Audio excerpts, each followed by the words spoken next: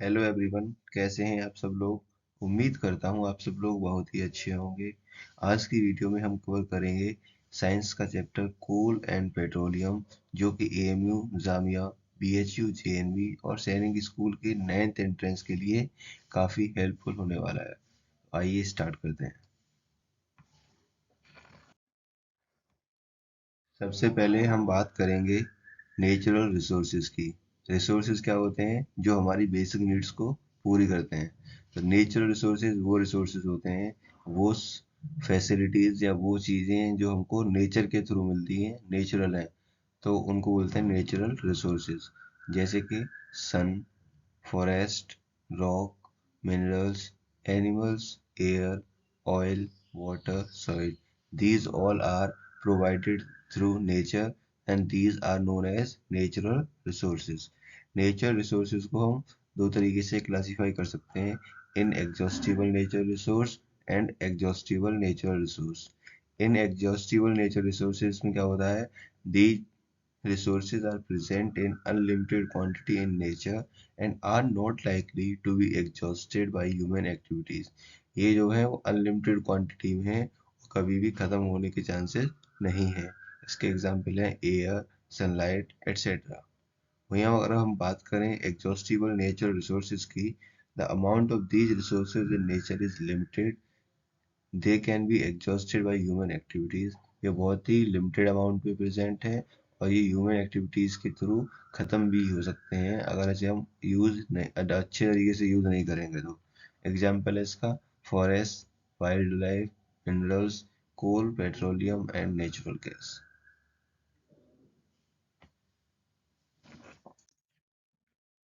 अब हमने coal, petroleum, natural gas किस कैटेगरी में पढ़ा है? Exhaustive natural resources. तो ये जो कोल, पेट्रोलियम और नेचुरल गैस होते हैं, ये बने होते हैं लिविंग ऑर्गेनिजम्स के डेड रिमेन्स से। डेड रिमेन्स का मतलब जब लिविंग ऑर्गेनिजम्स मर जाते हैं तो उनके जो बचे हुए पार्ट्स होते हैं, काफ़ी टाइम बाद वो कन्वर्ट हो जाते हैं फॉसिल्स में। तो फॉसिल्स को हम बोलते हैं फॉसिल फ्यूल्स। तो इस वजह से कोल, पेट्रोलियम, नेचुरल गैस को हम कंबाइन करके बोल सकते हैं दीज आर फॉसिल फ्यूल्स। सबसे पहले अगर हम अब बात करेंगे कोल के बारे में, तो कोल क्या होता है? It is a hard as stone and is black in colour. सबसे पहली बात, कोल एक ब्लैक कलर का होता है और ये एक पत्थर की तरह ही हार्ड होता है। Coal is one of the fuels used to cook food. इसका यूज हम कुक फूड को बनाने में यूज करते हैं। Earlier it was used in railway engines to produce steam to run the engine. पहले ये रेलवे में इस्तेमाल किया जाता था, उसके इंजन में कोल को डालते थे, बर्निंग से वो इलेक्ट्रिसिटी प्रोड्यूस करता था। It is also used in thermal power plant to produce electricity. Coal is also used as a fuel in various industries.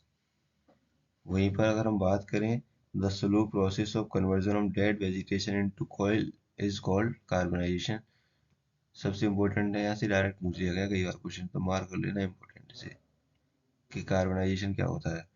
तो the slow process of conversion of dead vegetation into coal, जो बेकार material होता है उसका कोल में convert होने की जो प्रोसेस है उसे हम कार्बनाइजेशन कहते हैं। अब हिसाब साफ दे रखा है कि since it was form from the remains of vegetation, क्योंकि ये मरे हुए प्लांट्स एनिमल्स के रिमेन्स से बना हुआ था, तो इस पर हम कह सकते हैं कोल भी क्या होता है? एक फॉसिल फ्यूल। अब सबसे जो इम्पोर्टेंट चीज़ इसमें बताने को रह गई थी वो ये है कि कोल की 3 वेराइटीज़ हैं मेन, लेकिन हम चारों के बारे में पढ़ने वाले हैं। Depending upon carbon contents, coal is of following types. पहला है पीट, लिग्नाइट, बिटुमिनस, एंथ्रासाइट। यानी कि कोल के अंदर कितना परसेंट कार्बन प्रेजेंट है उसके बेसिस पे उसकी 4 कैटेगरीज हैं। पहला है पीट, लिग्नाइट, बिटुमिनस, एंथ्रासाइट।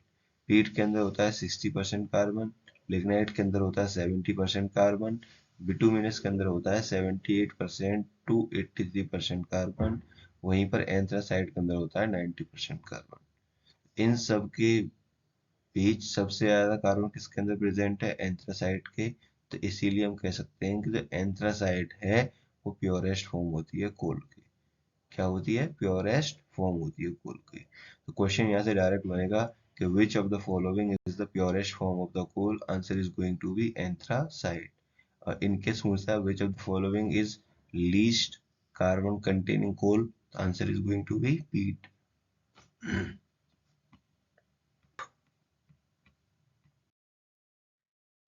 यहाँ पे दे रखा है when heated in air, कोल को जब हम एयर में हीट करेंगे then coal burns and produces mainly carbon dioxide, उस जल जाता है और कार्बन डाइऑक्साइड रिलीज करता है. Coal is processed in industry to get some useful products. अब कोल से बनने वाले कुछ प्रोडक्ट्स हैं. पहला है कोक, दूसरा है कोल, तीसरा है कोल तार, तीसरा है कोल गैस. सबसे पहले बात करने वाले हम कोक की. ये जो दिख रहा है तुमको डायग्राम, इससे सब कुछ क्लियर हो जाएगा. कोल की तीन फॉर्म में एग्जिस्ट करेगा आगे चल के. सॉलिड, तो सॉलिड में जो फॉर्म होगा उसे हम कोक बोलते हैं. कोक का यूज करा जाता है आयरन और अदर मेटल्स को एक्सट्रैक्ट करने के लिए. Coke is a tough, porous and black substance. It is an almost pure form of carbon. ये कार्बन की almost pure form भी कहलाती है. Coke is used in the manufacture of steel and in the extraction of many metals. इससे metals का extraction में help मिलती है.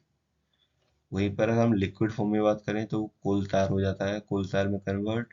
कोल तार का यूज करा जाता है डाइज में, ड्रग्स में और परफ्यूम्स बनाने में. वहीं गैस की फॉर्म में कोल गैस, ये जो कि इंडस्ट्रीज में यूज की जाती है.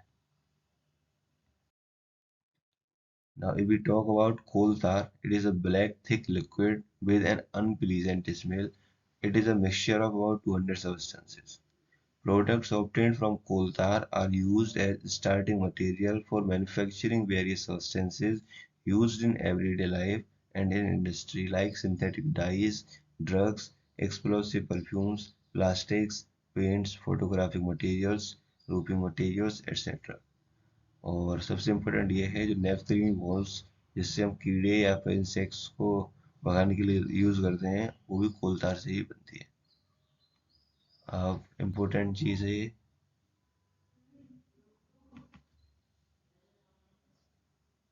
These days, bitumen, a petroleum product, is used in place of coal tar for metaling the roads. पहले रोड को सीमेंटेड करने के लिए उसके ऊपर से कोल tar डाला जाता था, लेकिन आज के टाइम पे कोल tar की जगह बिटूमेन को इस्तेमाल करा जाता है जो कि एक पेट्रोलियम प्रोडक्ट है.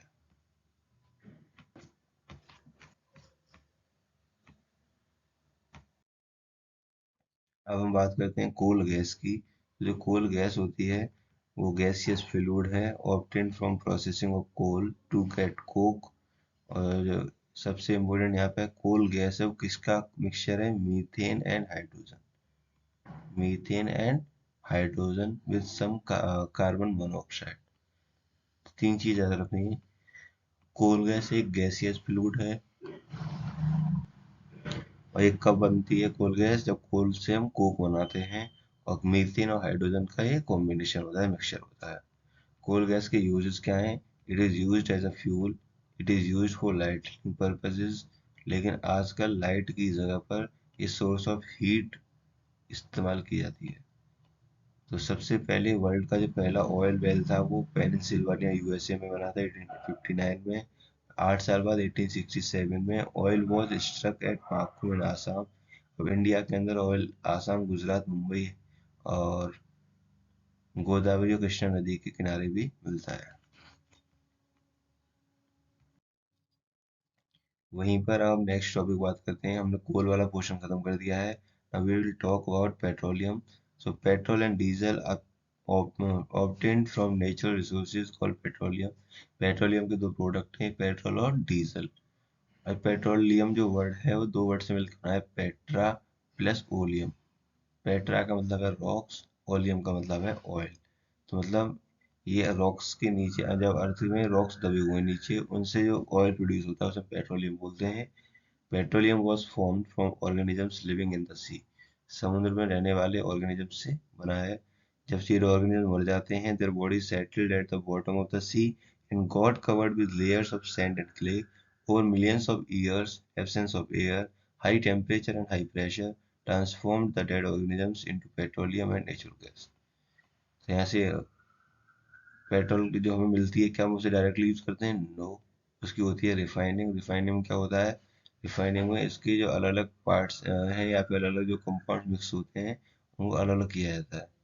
So petroleum is a dark oily liquid. It has an unpleasant odor. It is mixture of various constituents such as petroleum gas, petrol, diesel, lubricating oil, paraffin wax, etc. The process होती है separating the various constituents या fractions of petroleum is known as refining. इसे हम fractional distillation भी बोल देते हैं. It is carried out in a petroleum refinery.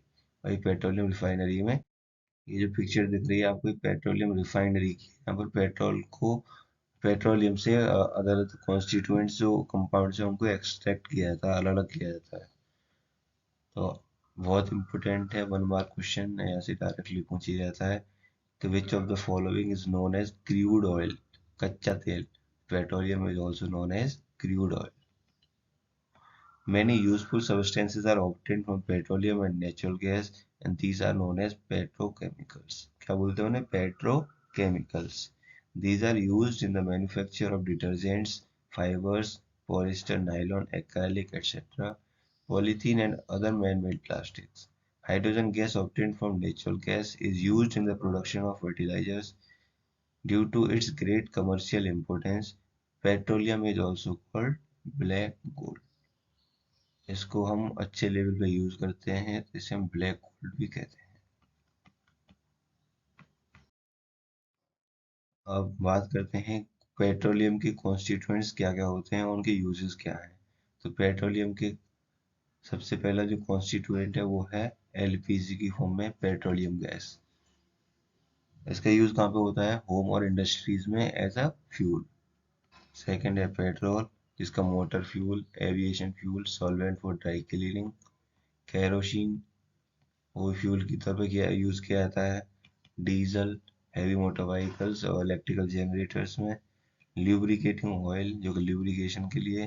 Paraffin wax जिससे कैंडल्स, वैसलीन और ऑइंटमेंट्स बनते हैं.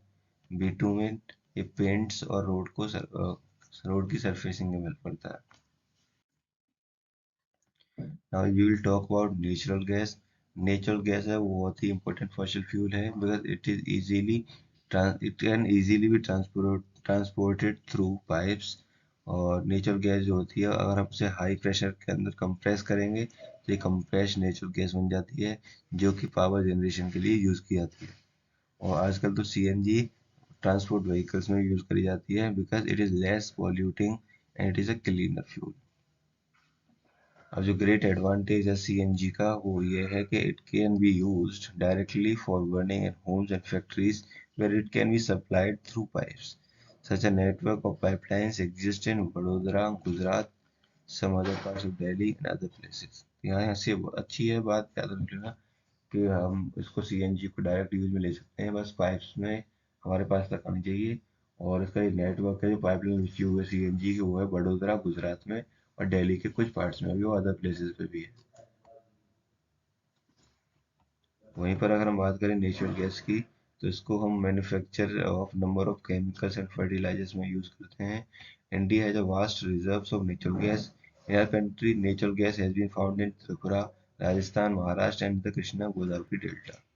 सबसे इम्पोर्टेंट क्वेश्चन यहाँ पे जो बनने वाला वो है नेचुरल गैस का जो मेन कॉन्स्टिट्यूएंट गैस या कंपाउंड होता है वो क्या होता है. Answer is going to be methane. Methane से बनी होती है नेचुरल गैस. फॉर्मूला इसका CH4. अब कोई क्वेश्चन पूछा है can coal, petroleum and natural gas be prepared in the laboratory from dead organisms. Answer is going to be no because इसमें बहुत टाइम टेकिंग प्रोसेस है और बहुत ही स्लो प्रोसेस है. अब हम बात करते हैं एक लास्ट टॉपिक एलपीजी जो कि liquefied petroleum gas. Direct full form पूछ लेगा यहाँ से. लिक्विफाइड पेट्रोलियम गैस का मतलब है ये जो पेट्रोलियम गैस है उसी का एक कॉन्स्टिट्यूएंट कंपाउंड बोल सकते हैं क्योंकि जब उसे हम लिक्विड की फॉर्म में प्रेशराइज करते हैं तो एलपीजी बन जाती है. इसका जो मेनली यूज है वो होम्स में है. और सबसे इम्पोर्टेंट जो चीज़ इसमें भी रहने वाली है जैसे सीएनजी नेचुरल गैस के अंदर मीथेन से मिलकर बनी थी और सीएनजी किससे मिलकर बनी होती है? ब्यूटेन. किससे? ब्यूटेन. गलत लिख दिया ये, BUTANE होता है, ये हटा देना ऐसे. और ये बहुत आसानी से जल जाती है. इसकी कैलोरीफिक वैल्यू अच्छी होती है, ज़्यादा होती है. and it is easy to handle and convenient to use. अब बात करें हम इंडिया के अंदर, तो एक शॉर्ट फॉर्म है इसकी, याद कर लेना, PCRA। इसका मतलब है the petroleum conservation research association advises people how to save petrol diesel while driving. Direct पूछ लेगा full form of PCRA, because ये NCERT में दे रखा है।